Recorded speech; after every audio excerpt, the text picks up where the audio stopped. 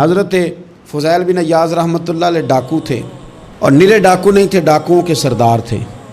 تو ارشاد فرماتے ہیں کہ میرا طریقہ یہ تھا کہ میں ایک پورے قافلے کی صورت میں حملہ کرتا تھا تو لوگ ڈرا کرتے تھے اگر کہ فضیل بن عیاض کے ڈاکوؤں نے حملہ کیا تو پھر نہیں بچتے۔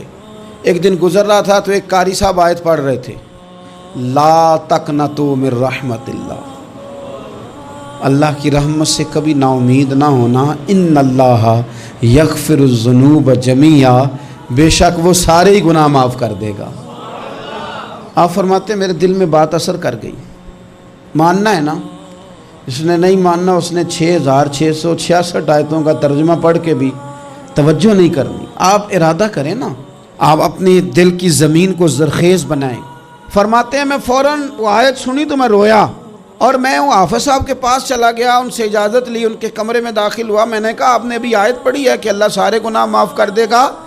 تو جس بندے نے کئی سال ڈاکے ڈالے ہوں، بیٹیاں روتی رہتی ہوں پر وہ مال لے کے آ گیا ہو، مائیں واسطے دیتی رہتی ہوں پر وہ لوٹ کے نکل آیا ہو، اب جی اگر وہ بندہ بھی سچے دل سے توبہ کرے تو اللہ معاف کر دیتا ہے۔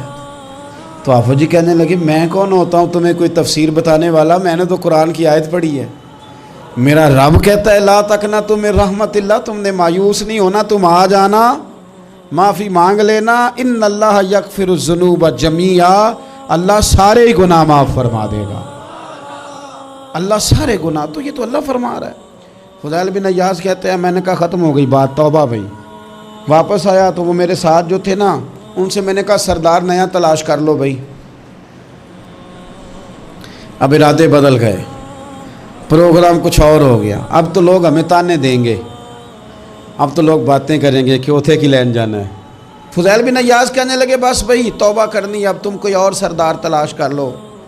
اور اوپر سے نہیں کہا، توبہ کی تقریریں نہیں کی، دوسروں کو میسج نہیں بھیجے، اور لیکچر نہیں جھاڑے، رو کے کہا، درد سے کہا، دل سے کہا۔ تو وہ جو باقی کے تھے نا ان پر سردار کی بات کا اثر ہوا، کہنے لگے سردار ہم نے سردار نیا نہیں ڈھونڈنا، اگر چوریاں مل کے کی ہیں تو اب تو اس طرح تو نہ کر، توبہ بھی مل کے ہی کریں گے، اب اللہ بھی مل کے ہی کریں گے، اب بس تو اگر ادھر جائے گا تو ہم بھی تو جائیں گے نا۔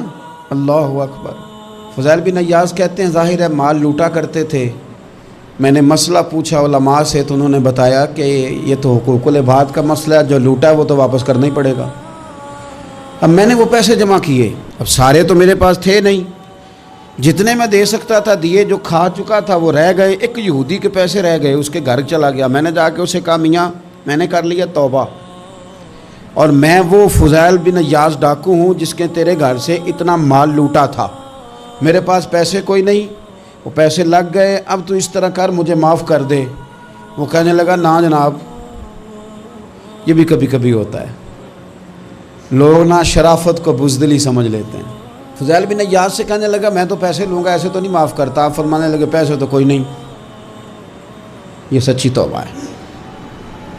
وہ کہنے لگا پھر اس طرح کرو میری اونٹوں کو چارہ ڈالو، پیسے پورے ہوئے تو چلے جانا۔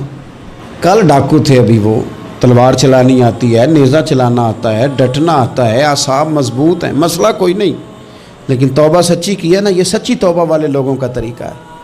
اس سے کہہ سکتے تھے کہ جا آج تھو لب دینی لے لے، تجھے کہا معاف کر دے، تو تیار ہی نہیں ماننے کو۔ حضرت فضیل بن عیاض کہنے لگے اگر اونٹوں کو چارہ ڈالنے سے تو معافی دیتا ہے نا تو میں تیرے اونٹوں کو چارہ ڈالنے کو بھی تیار ہوں، کیونکہ راضی اللہ کو کرنا ہے، اپنے ضمیر سے بوجھ اتارنا ہے، بندوں کے سامنے سرخرو نہیں ہونا، اللہ کے حضور ہونا ہے۔ توبہ کا مطلب ہے رب کی بارگاہ میں سرخرو ہونا، بندوں کے سامنے نہیں۔